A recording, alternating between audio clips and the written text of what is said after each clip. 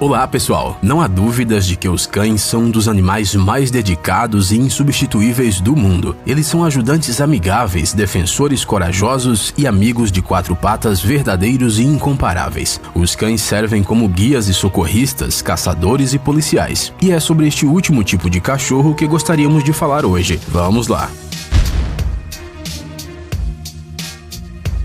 Nos dias de hoje, a imagem de um cão policial já nos parece bastante comum. Cães que procuram explosivos, cães que rastreiam criminosos e que protegem seus companheiros humanos. Parece que sempre foi assim, e em parte foi. A história dos ajudantes de quatro patas começou há muitos séculos. Há muito tempo, os cães eram usados apenas para ajudar na caça, mas logo as raças de combate apareceram. De acordo com documentos históricos, os cães começaram a ser usados para fins militares há mais de 6.000 anos. Imaginem só quanto tempo é isso. Por exemplo, na Roma Antiga, os cães eram especialmente treinados para o serviço militar. Os guerreiros levemente armados eram os primeiros a entrar no campo de batalha com seus cães treinados. Sua tarefa era parar o contra-ataque da infantaria ou da cavalaria do inimigo e manter as posições até a chegada dos legionários fortemente armados. E os cães de combate faziam um excelente trabalho. Ao conquistar o Egito em 525 a.C., o rei persa Cambises usou o poder dos pesados mastins. Alexandre o Grande também recorreu à ajuda de cães no campo de batalha, e até mesmo os vikings foram acompanhados por galgos fortes e agressivos em suas campanhas.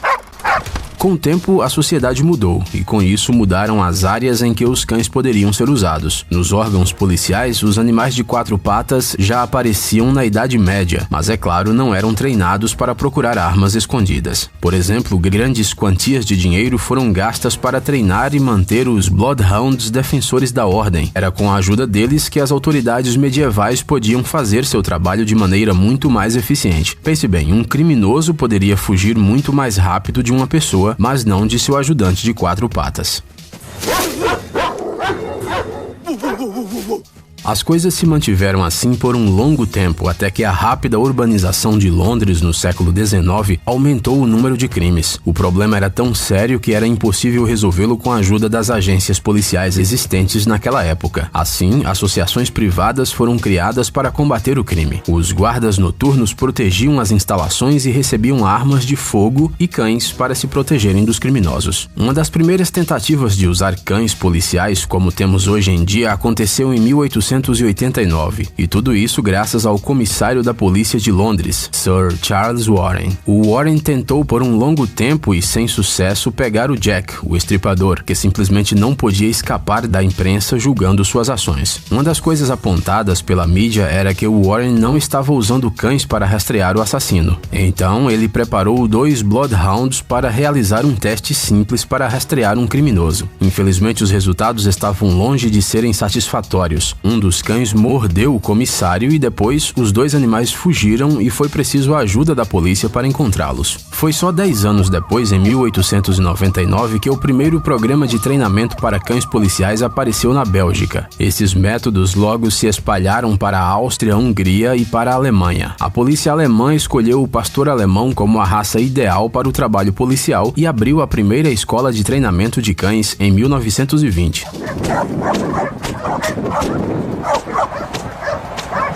E, de fato, a maioria das pessoas imagina um pastor alemão quando se trata de cães policiais. Grande parte da culpa disso é da cultura popular e seus filmes e propagandas de TV. Por exemplo, o Comissário Rex, que era uma série produzida pela Alemanha, a Áustria e a Itália, durou 10 anos e ficou famosa em quase 50 países. O protagonista da série era um pastor alemão chamado Rex, que trabalhava como funcionário da Polícia Criminal de Viena, no Departamento de Investigação de Homicídios. Outro pastor alemão policial famoso era o Jerry Lee, do filme K9 e suas sequências. Provavelmente todos que viram este filme queriam ter um animal inteligente e independente igual a ele. A propósito, o papel de Jerry Lee foi feito por um cão policial real. Ele se chamava Cotton. Juntamente com seu parceiro, o policial Patterson, ele fez mais de 24 detenções de criminosos e acabou se tornando um verdadeiro herói. Mas como os cães entraram para o serviço policial, eles não vão lá pedir emprego. Se fosse assim, provavelmente já teríamos visto algum chihuahua com uniforme policial. A verdade é que apenas algumas raças raças são selecionadas para o serviço na polícia, pois os defensores da lei de 4 patas devem ser fortes, obedientes, rápidos, ter um bom olfato e ter um grau suficiente de agressividade.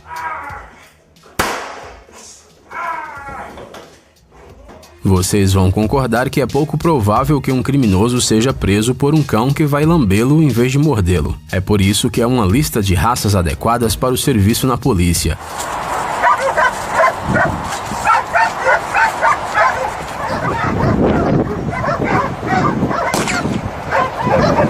Entre eles estão o pastor alemão, o Rottweiler, o já mencionado Bloodhound, o pastor holandês, o Doberman e vários outros, incluindo algumas raças bastante inesperadas, como o Beagle, o Cocker Spaniel inglês e o Labrador. A propósito, apesar do seu charme, estes cães são utilizados com sucesso em todo o mundo para detectar bombas. Independentemente da raça, o treinamento de cães policiais é um processo muito longo. A história dos cães de serviço começa quando os cachorros ainda são bebês. A maioria das vezes são labradores, pastores e rottweilers que são treinados em centros de treinamento de cães. Às vezes aparecem cachorros sem pedigree, como por exemplo um vira-lata que ia ser sacrificado e foi salvo. Surpreendentemente, esses cães não são piores do que os que têm pedigree e às vezes são até mais fiéis aos seus donos. Os especialistas caninos dizem que quanto mais cedo o treinamento começar, melhor e, portanto, muitos cães policiais entram no serviço já no primeiro ano de suas vidas. A idade máxima em que a carreira policial de um cachorro pode começar é 3 anos. Depois disso, o animal já é considerado adulto demais. Para que o cão seja usado no serviço policial, ele deve completar um curso básico de treinamento. Isso é necessário para que o policial de 4 patas obedeça aos comandos de seu parceiro sem hesitação. Isso permite que o policial controle totalmente o quanto de força um cão deve usar contra um suspeito.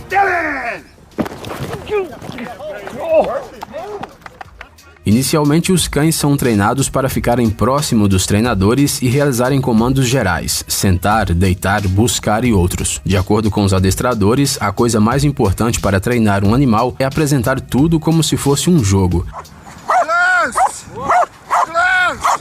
Especialmente considerando o fato de que os futuros detetives de 4 patas começam o treinamento muito jovens. Um cão policial também passa obrigatoriamente por um treinamento em resistência e agilidade. Ele deve ser capaz de pular paredes e subir escadas. Além disso, todo cão policial precisa se acostumar com a vida urbana, barulho, trânsito e grandes multidões. Cada um desses futuros detetives peludos deve apresentar essa habilidade sem falhar, já que é pouco provável que um cão que fique nervoso com as pessoas ao seu redor se torne um bom policial. Depois que os cães aprendem os comandos simples e param de responder a estímulos externos, os treinadores escolhem uma linha de ação para os animais: procurar explosivos ou apreender criminosos. Para a busca, geralmente os animais mais adequados são as fêmeas, para o combate, o macho.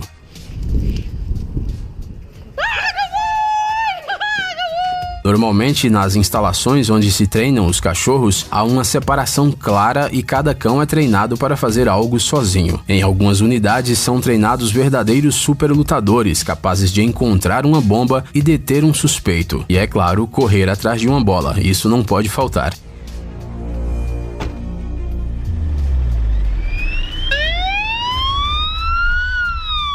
Os cães treinados na Europa geralmente são ensinados comandos na língua nativa do país em que são treinados, independentemente de onde vão servir depois, só porque é mais fácil para um oficial aprender novas palavras do que atualizar os comandos de um cachorro.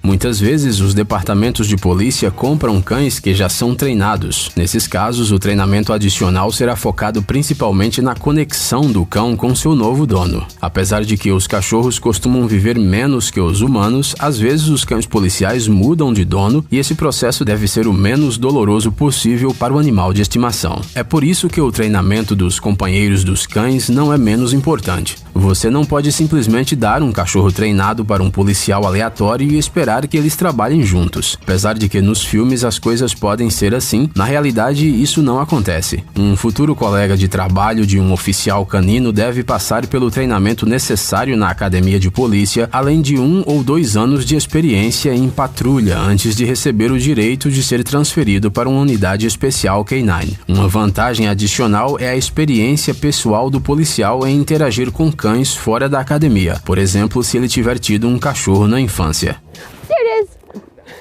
É claro que na longa história dos serviços dos cães na polícia, podemos encontrar algumas histórias de bravura e de grandes feitos desses animais. Por exemplo, um pastor alemão chamado Léo, durante seus 9 anos de seu serviço, ajudou a prender mais de 300 criminosos e a encontrar toneladas de substâncias proibidas que totalizaram dezenas de milhões de dólares. Depois de se aposentar, o cão recebeu abrigo em um hotel para cães de trabalho idosos, bem como um lugar no livro de recordes Guinness. Um outro um Golden Retriever chamado Trap, durante os anos de serviço no Departamento de Polícia da Flórida, deteve mais de 100 criminosos perigosos. Um pastor belga chamado Diesel serviu na polícia francesa por 5 anos e morreu durante uma operação policial, salvando seu dono. A polícia de Paris deu a Diesel um prêmio honorário pela sua demonstração de coragem. Sim, os cães servem de igual para igual com os humanos e, como outros policiais, também têm suas merecidas férias e aposentadoria. Isso pode acontecer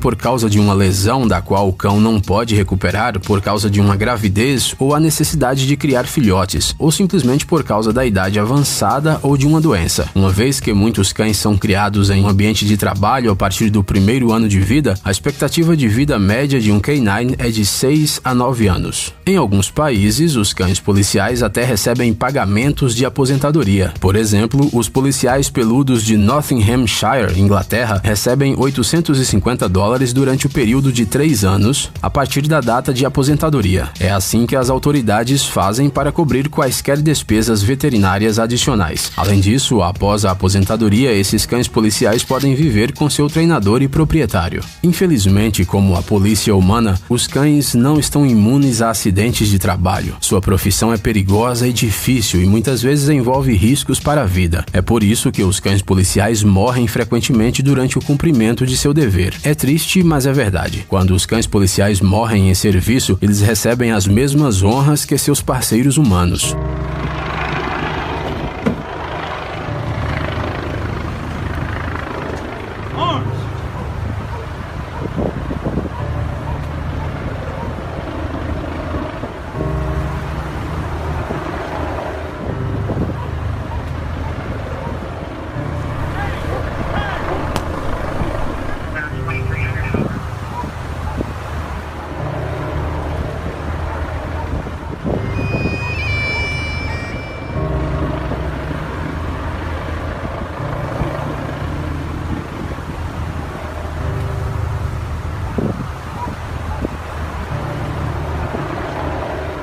Guardas de honra, colunas de carros, muitas pessoas gratas ao cão pelo serviço. A mesma coisa acontece se o cão precisar ser sacrificado para acabar com o sofrimento causado por causa de alguma doença incurável. Honestamente, uma cerimônia de despedida como essa não é só comovente, ela é capaz de fazer chorar até mesmo a pessoa mais durona. Os próprios policiais choram vendo seu colega de trabalho e amigo de 4 patas ir embora. E não importa o quão difícil seja olhar para isso, sentimos orgulho desses cães que protegeram a lei e defenderam seu humano até o fim.